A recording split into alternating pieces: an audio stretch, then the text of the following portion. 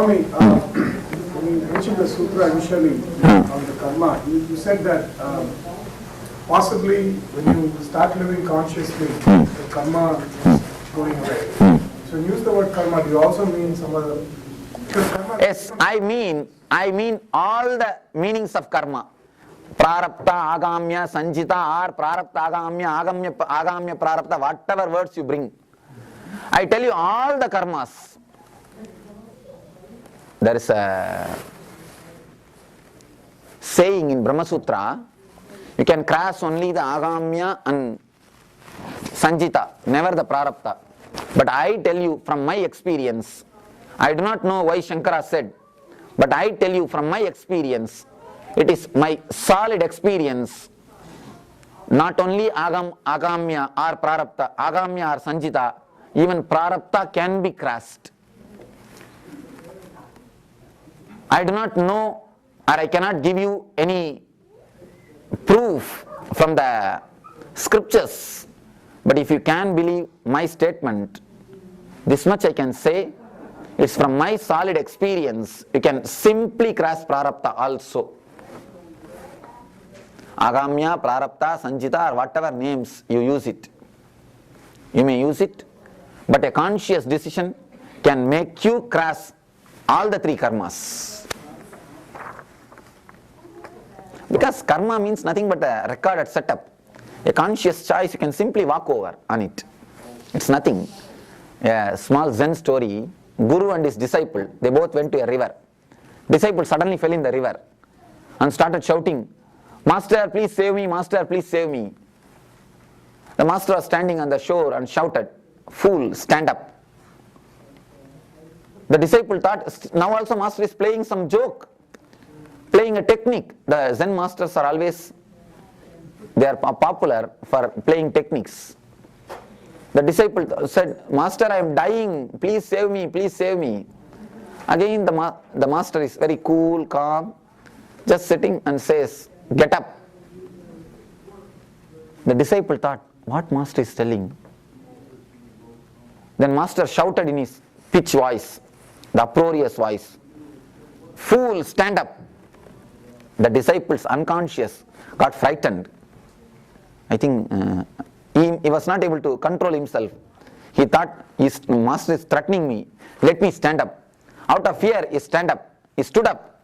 He saw water is only up to the knee level. Water is only up to the knee level.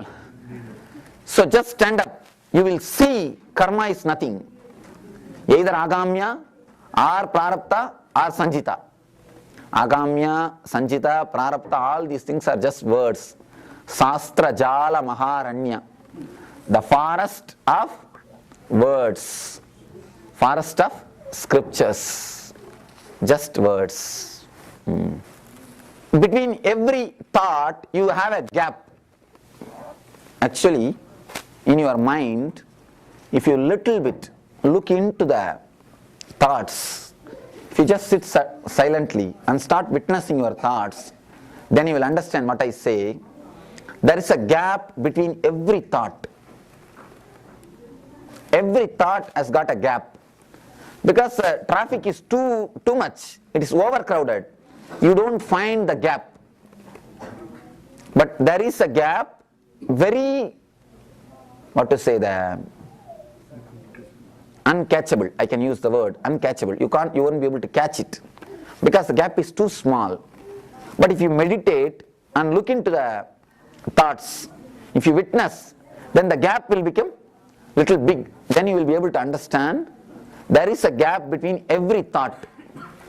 If the gap is more, the bliss comes out of those thoughts. It's like imagine this one thing, your mind is like a big lake. The thought is like an ice layer on it. The top of the lake is frozen due to cold. The ice layer is like a thinking layer, the mental layer, the thoughts. Below water is bliss, joy, ananda, energy. So at some place, the ice is not formed, the gap is found. In those places you can see the Atman, the energy, the bliss. It will be there. So whenever you make a gap between one thought to the other thought, you will find the bliss is continuously there in you. The bliss comes out. Sometimes you can even drill the ice layer and make water to gush up, come up. The method to drill is what is meditation technique.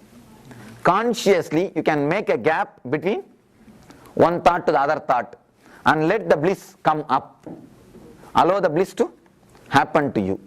If you once taste the bliss, then you will understand the gap between one thought to the other thought is what a really moment in which you are living.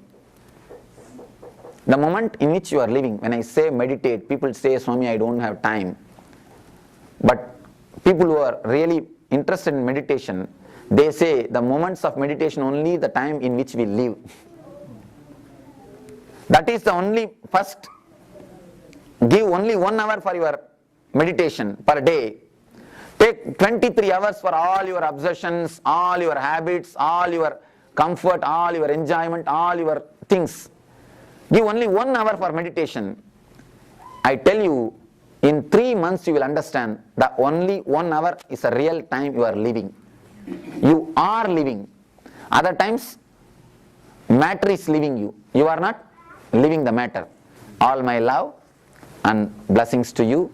Let your life is an eternal celebration. Let you enter, become an in eternal bliss. Nityananda. Thank you.